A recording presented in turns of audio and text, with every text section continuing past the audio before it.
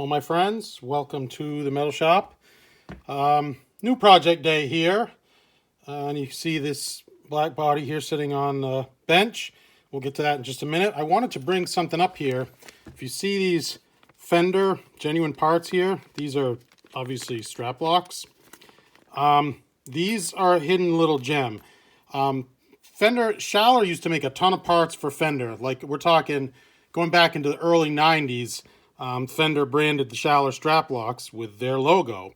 And that's since gone by the wayside. Fender has them made in Korea now and everything else. But the hidden little gem, the gold ones, there's still a bunch of them left. This must have been the worst seller, the gold. These are original Schaller parts made in Germany, and you can still find them. And they sell for, I've gotten these as low as like $16 for a set, which is less than half price. But I got these, they're up to about $20, but they're running out. If you need a set of gold Schaller strap locks, find some of these Fenders. There's a bunch of them online, and just double check with the seller. Sometimes they'll say in the description, made in Germany, and you are getting an original Schaller part. It's stamped Fender, but this is the good stuff, and it costs you $35 minimum buying these Schaller labeled products. So there's just a quick little tip for you guys. Anyway, so what are we doing here in the metal shop? Well, this is going to be a copy of, they call it Bryan Adams Black Demon guitar.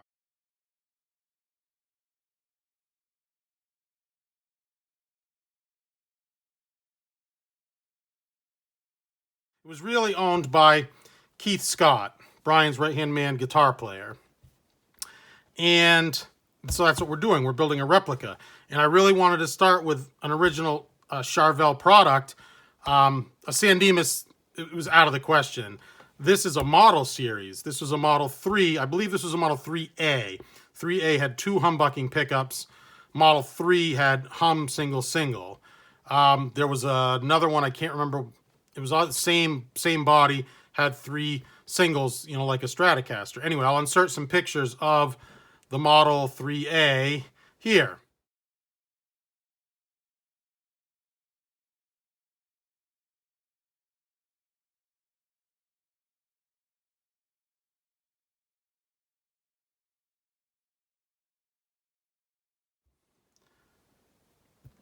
All right, and this would have come with a Killer, I believe it's the 2570 Fulcrum series. Probably, whether you like Kalers or not, that's neither here nor there, but the 2570 was one of their worst designs ever. That thing, if you remember, it was terrible. It was just terrible, and it had these same narrow posts in it.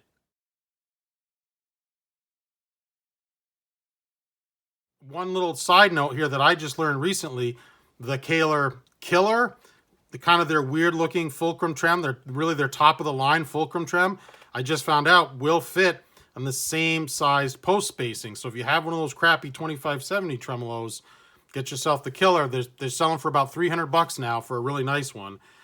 People swear by them. People love them. Anyway, so yeah, for the Demon project, obviously I needed a black guitar. Now you could say I got this for about $140 plus shipping. It's pretty beat up, but that's okay. I want it to be a beat up old relic guitar to look like the Black Demon that Bryan Adams and Keith Scott used in the 80s. Bryan Adams used it in the video for It's Only Love with Tina Turner, and Keith Scott used it in the rest of their videos for Summer of '69, for Heaven. I think he used it in 3 music videos, this black Charvel.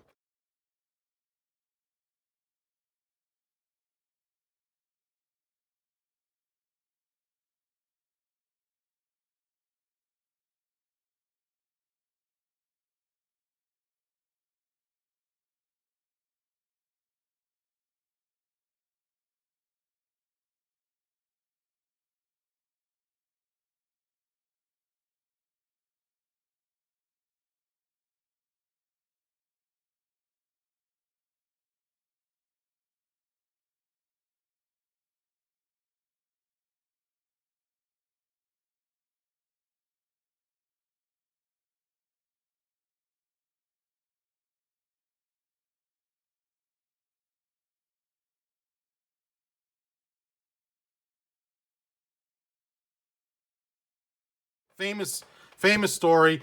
The original had a pick guard, 2 humbuckers. They modified it with a Floyd. The posts, something happened. The posts tilted, they cracked, they did something.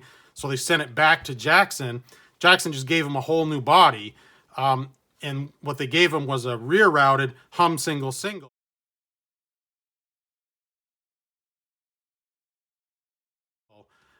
Just gave him that body with the same neck, nice black painted neck on that guitar. That's why it's called the Black Demon. All black parts, black painted neck, dark rosewood fingerboard, black headstock,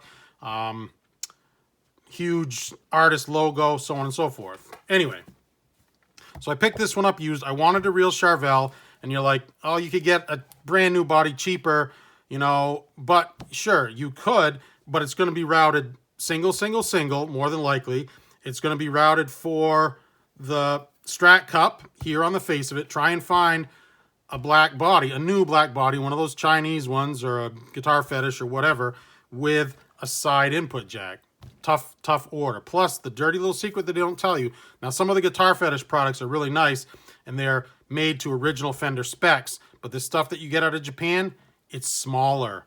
The bodies are thinner, are a great deal thinner, and I believe that the dimensions are smaller all the way around, just a teeny tiny little bit. They're crafty. They're doing whatever they can to save money. There it is. There's the screw I was looking for. So when I get this, it's in tough shape. First thing you can do is you can see here that someone, I'm going to be generous here and say routed this here.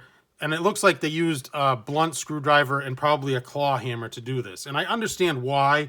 This opening here, when you put a pick guard on and you've got to get your electronics here to your pots and so on, it's too tight. What should they have done is, even if they just cut here with a hacksaw or keyhole saw right in this area and then tapped out that little piece, then you're fine. You don't need this much room. This is ridiculous.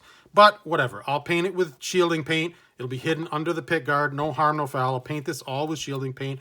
I'll paint this with shielding paint. But the gem of this body, okay, it's original Charvel model series, but the model series were made to USA San Dimas specs. They're a hidden gem. They're nice guitars. Is that, okay, so we have the side input jack, and I must mention to you that I already fixed this. When I got this, this was held in place with one regular machine screw here, if you can see that. A little machine screw with a regular head on it. It looked terrible. And one black Phillips head, really long machine screw. No point, machine screws were holding this in. Okay, so there's that. We already fixed that. Anyway, but the gem of this is, if you get these used bodies, if you can get them with any parts, you're saving tons of money, okay? Okay, so this one came, that's an original Goto football input jack plate. Those sell for, it's going to cost you $15 to get one of those shipped to your house. We have an input jack, likely a Switchcraft input jack. That's going to cost you, $4 or $5 right there. We got some wire that we don't need. This one came with a nice 3-way switch with 2 machine screws, and I believe those are the same machine screws that they use to hold the football plate on. One nice pot here and a little bit of wire, all right? So if we start tallying this stuff up, this one also came with a pick guard.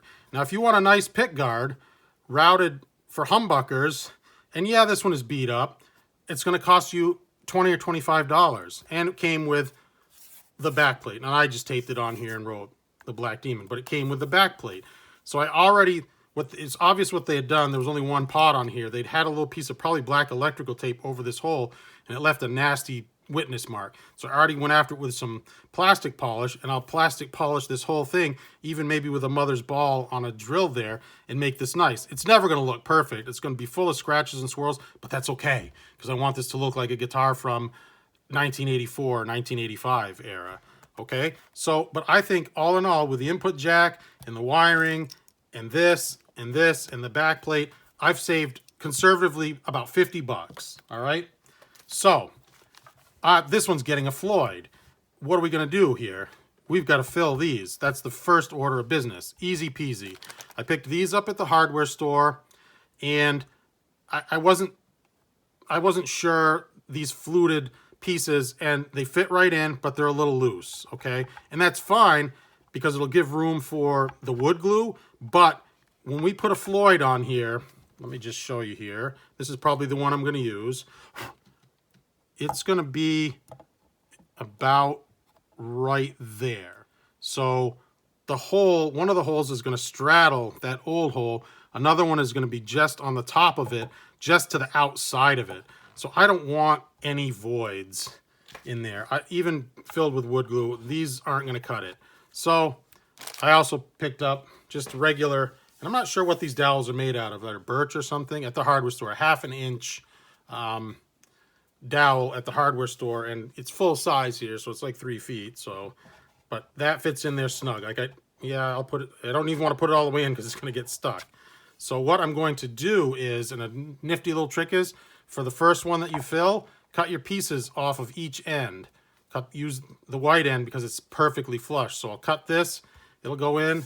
I'll cut this, and it'll go in with a little bit of wood glue, and Bob is your uncle, as they say. So just easy peasy. Measure your depth, cut this a little bit shy, give that wood glue a little bit of room, coat this. It's going to scrape most of the wood glue off, but try and get some in there. Try and get some in the hole. The bottom of the hole is going to do all of the holding, and tap those in flush. What we don't want to do is have this end be all wonky. And if you're, obviously I have a 3-foot dowel, I'm going to have to use it again. So when I go to use it again, I'm going to have to sand that flush and nice and flat, because when you want it to go in flush, especially on a finished body, so that you're not stuck now sanding it flush to get it and messing up your finish. You can do stuff with tape, but it's never going to be ideal. You're going to scratch it up. So yeah, nifty little project here we've started at the metal shop, the Black Demon replica. Side note here, hopefully, fingers crossed that this works out. Good friend of mine owns the Black Demon. He's not very far from me, and I think he's going to let me borrow it. So we're going to get to take a look at the real one as we're doing the build process here for the replica. Anyway, so let's go. Let's get these filled up first, and let's get this painted with shielding paint. Oh, you can see the backside too. This thing's beat, but that's okay. It's going to be a nice relic guitar. It'd be nice if it came with a claw, but I got plenty of claws and springs and so on. So what's amazing is there's still dust, and that's like it's like wood dust and polishing dust in these cavities, and that's from when this thing was made new back in like 1986, 1987. So cool.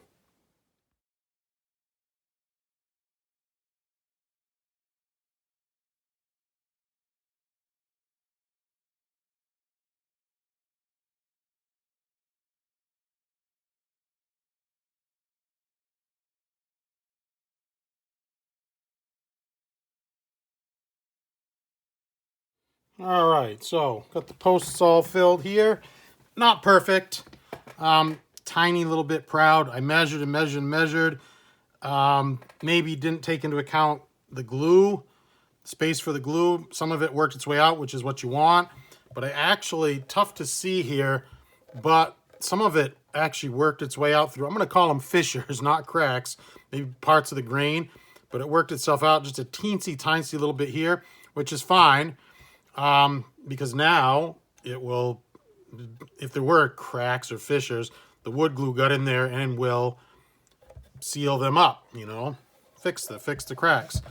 One thing I did notice, how the Killer posts are so close together here, almost cross-eyed compared to where the Floyd posts would be. If we go on the back here, those Killer posts are here, where the body is thin because of the spring route. They're right there. The Floyd, the posts are here and here. They're outside of it where there's tons of meat. Just another, I mean, Killer makes a lot of nice products.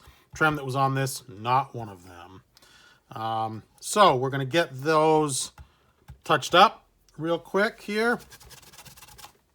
Oh, I wanted to point out the strap buttons were pretty well hogged out as well here. So I am going to fill those with some nice hardwood shards and some wood glue there, all part of resurrecting this body. So I have this Stuart McDonald color tone black touch-up marker here, and I'm not a huge fan of this. To me, this isn't really paint. It's more, this is almost more like a Sharpie. See that? So this is fine. I'll put it down for like an initial coat, but I mean, look at that. It's washing right out. You can still see the white through it. We're gonna have to, doubling it up kind of works. When I bought this, I'll show you in a second here what I was looking for. Now I bought this touch-up pen many, many years ago, like 20-something years ago. There's real paint in here. It's feeling pretty light. I've been using this for years just to touch up tiny little things like this. Haven't been able to find another one. What I need to do, they make these for the automotive industry. I just need to get some. And if you want real black, Ford. Ford UA is the only, that's the blackest of all blacks. Any other brand, it's not, you're not going to be happy with it. The Chevy one is more like a brown black. The Chrysler one, not great either. It's the Ford color. Remember back in Ford originated it more or less when with the Model A, you get any color you wanted as long as it was black. Or sorry, that was the Model T. Henry Ford's famous words, you can get any color you want as long as it's black. So, not bad there. But not, I mean, not what we want. It's soaking in the end grain too. And that would have been mitigated a little bit had I actually scun those up, and really got them with a wood file. That would have really made a nice flat sheen of a surface. So, yeah, let's let that dry just a little tiny little bit. Did I do anything else? Oh, I really went after these corners with a rag and a kind of a sharp object here. I'm not positive. I know I said yesterday that I thought that this was still polished from when this was built. I think this body may have been in a guitar player's wood shop or something and got some sawdust or some stuff in there. I'm not convinced that was... yeah, this is definitely better. And there's a little bit left in here, so you'll be able to see that once I get my big meat hook out of the way. But that is black lacquer. This is real paint. And we're probably going to have a couple of coats. This will probably leach in, bleed in a little bit. Again, most of this is going to be covered up by the Floyd. And again, we want this to be kind of this is going to be a beat up relic guitar. But for something like this, we still want it to be nice. We're not trying to make these disappear. Quite honestly, if you've ever done anything like this, filled holes like this, anything you do, it will never disappear. And we want that. It's a good amount of paint. That's fine. Because we kind of want it to bleed to the edge a little bit. Nothing crazy. Yeah, we need to stop there. Hopefully that will leach back in. I'm going to put this upright so that it will bleed back down in. I'm telling you, I've been using this for years. Just for stuff like this. The only way, if you fill in a pickup, if you do something like this, is you have to put a thin veneer over the whole thing. And you can blend a forearm contour, and you can blend the edges, but you'll never hide something like that. It's always gonna eke out. So anyway, I'm gonna cut to the time lapse. We're gonna paint these cavities with the shielding paint. We're gonna put some wood glue and some shards of hardwood here into the strap buttons. And here's the neck that we're using. Painted gloss black on the back. It's a really nice piece, just like the Black Demon. And I want to get the shelf here cut for the Floyd before I get this all taped up. And I'm going to repaint this black and logo it with the Charvel. I don't think it's a big deal. It's a Fender neck. We're going to put a Charvel logo on it. They own each other now. They're all produced in the same factory. So I don't think it's any harm, any foul. It's a replica. I'm not going to ever try and sell it as you know, a San Dimas Charvel. It's not gonna, it wouldn't pass the test anyway, even if I tried to do that. I can't say what it does, what's gonna happen after I sell it on, but I'm of course gonna disclose this as a parts caster, which it is, a tribute or a replica of the Black Demon guitar. So yeah, we're gonna do a bunch of those things in the time lapse. Cool.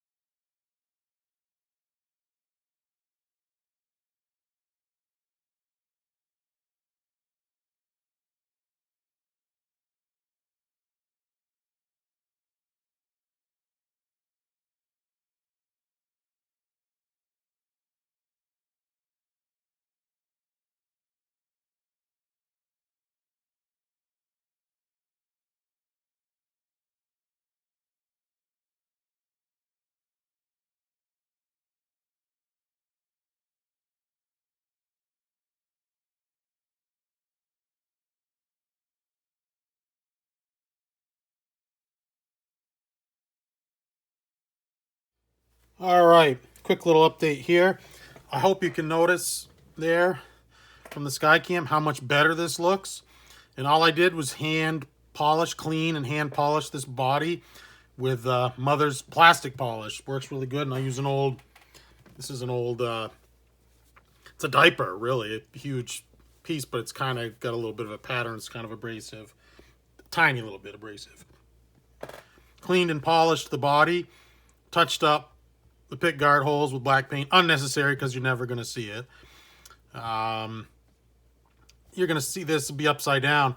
But I bought these sweet stamps, these sweet ink stamps, and I stamped in here Black Demon Replica and a number. And unfortunately, the ink, it looked great for, I don't know, like an hour, close to an hour. But it ran like overnight. I was so disappointed. Because look at the stamp that Charvel put on there back in the day. That one still looks mint. Must use a different ink. Anyway. So, let's set this aside. And what we got going on is, I've got the neck. I got this painted black and got a few coats of clear coat on here. What I need to do is I need to wet sand it flat and apply the logo and then some more clear coat. My paint jobs usually right out of the spray can, right out of the rattle can, come out better than this one. The black did not lay down very well. And everything on top of it just kind of magnifies it. So I've got some orange peel and there's some trash in there. So that's why I put extra coats of clear so I can flatten it down first. And then we'll build up the clear over the nice Charvel logo there. Hopefully it'll come out good. I'm still in the learning phase when it comes to painting a headstock and logoing a headstock. It's still, like I said, still a work in progress for me. So on to the time lapse. Let's get that going on.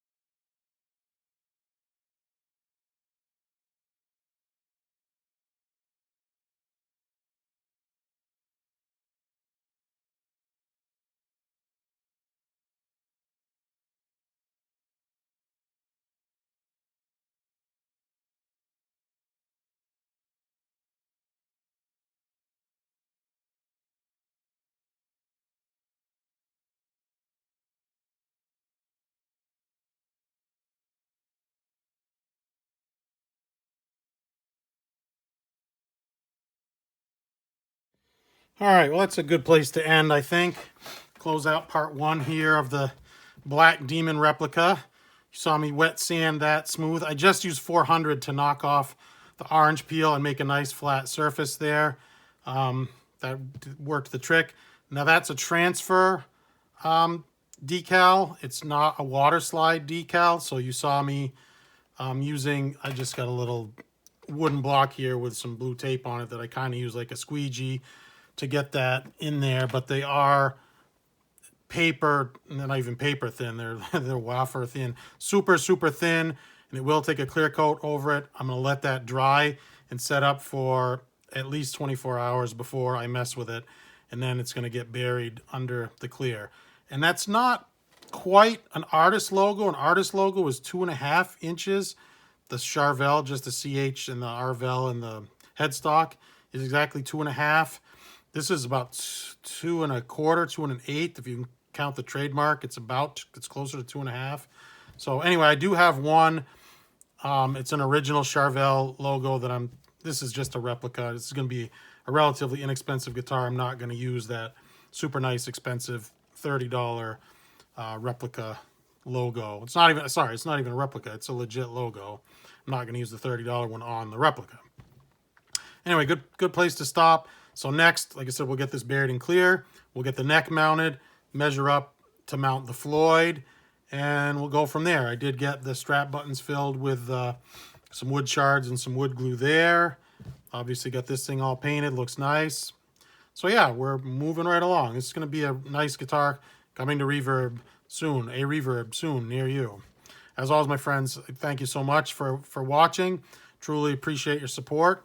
Hit me up in the comments. Still reply to all my comments. Please give me the old thumbs up. This way. Please give me the thumbs up. You enjoyed the video. Please check out my channel. Tons of other really good content there. If you enjoyed this, you will definitely enjoy a bunch more of my videos.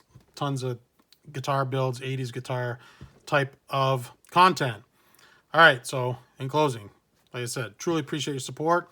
Black Demon replica. Dig it.